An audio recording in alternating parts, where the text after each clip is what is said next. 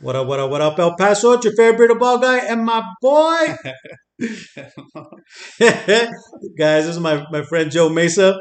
So me and Joe are here today. We're going to be talking to you guys about the importance of having a will for your family. So Joe, you want to introduce yourself?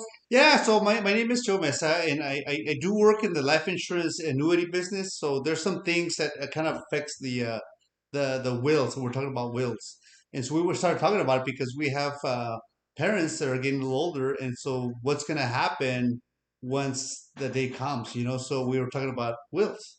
And so wills, of course, I'm not an attorney, so I can't give you details exactly how wills work. That's as an attorney question. But we know the basics of a will is that you got to specify who gets what. And it's very important because if you don't put in a will, a lot of families have they have closets, they have hidden skeletons, right? And so they pop up when someone passes away. In the will, you can specify who gets what, you know. So you don't let the state take over; you take over. You command this.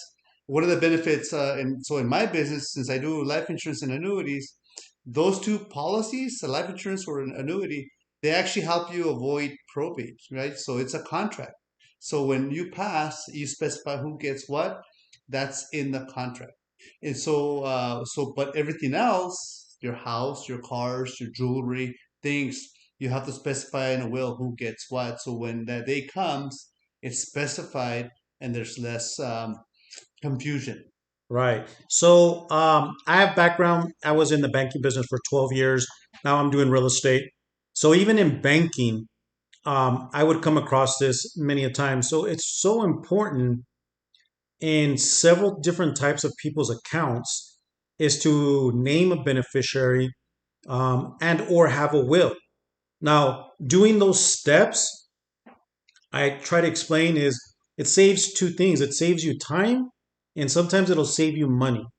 And especially when it's something as important that your loved ones may need quickly, like money, um, you don't want a bank account to be frozen until you finish going through probate if you need those funds to be paying current bills. So it's really important to either have them on your account, have them as a beneficiary, or have that will ready. Um, just it's going to save your family time, it's going to save them money. And it's the same thing when it comes with real estate. People get married, people get divorced, and you'll be surprised how many people don't update their deeds. Ooh, yeah. And all that does is, again, it just prolongs the process and sometimes even costs the family that you have left behind money just to get that fixed when it can be done up front. So, Joe, when it comes to financials, um, you're looking at different things from, like you said, having a beneficiary with the contracts. The will, of course, is also, besides all the little things that we talked about, setting aside, you know, the jewelry, just the heirlooms, the TVs, different things as in the cars. What else would a will come into place that would assist someone in their financials? On the wills is you actually break it down. You actually break down granularly who gets what.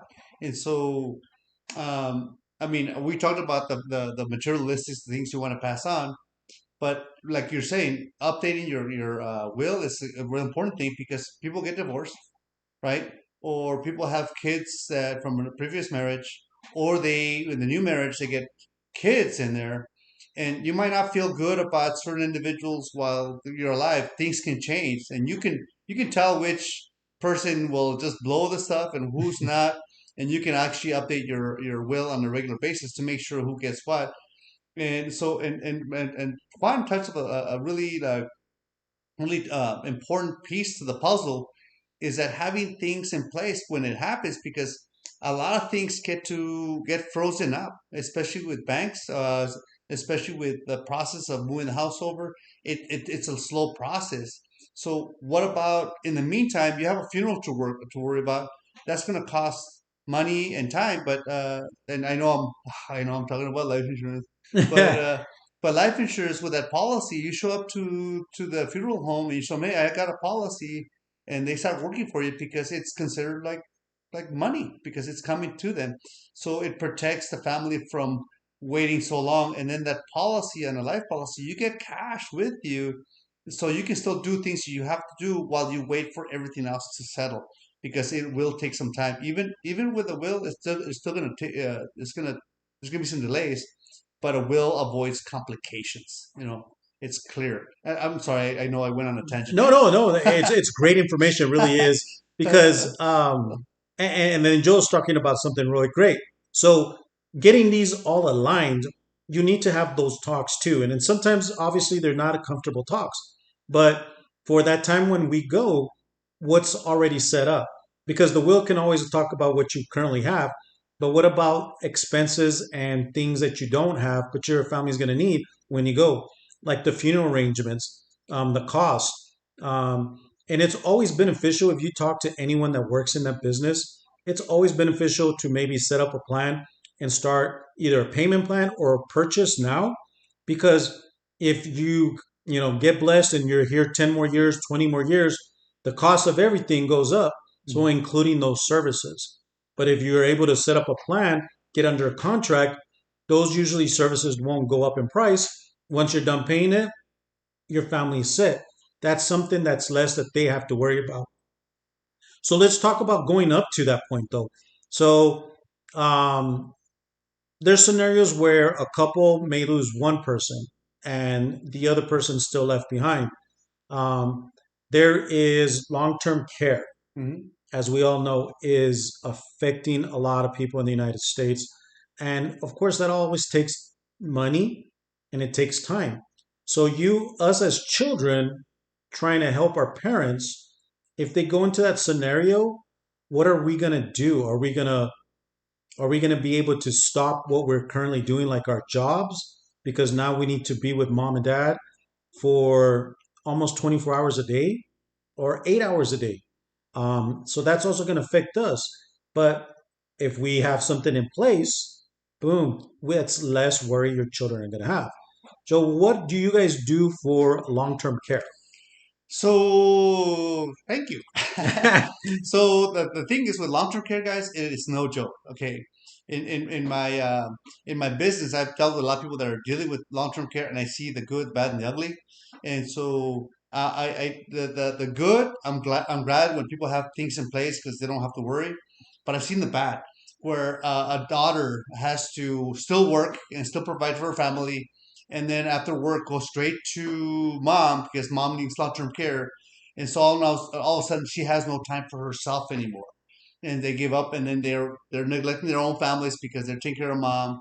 And I've seen it also where um, the whole the daughter has to move in and then give up on their lives because they're taking care of mom or dad for long-term care.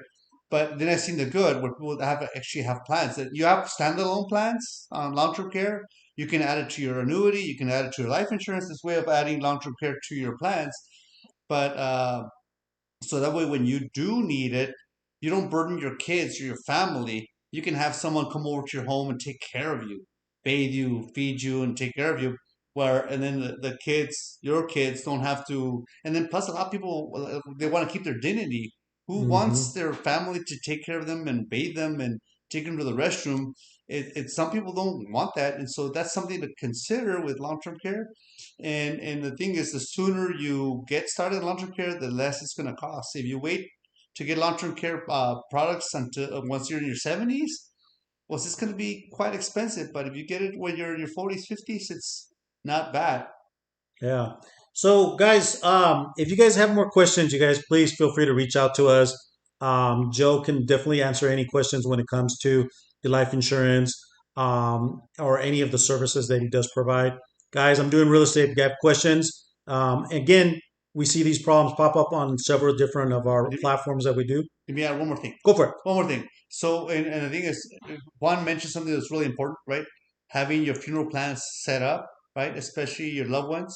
So that way there's no mystery of what needs to be done.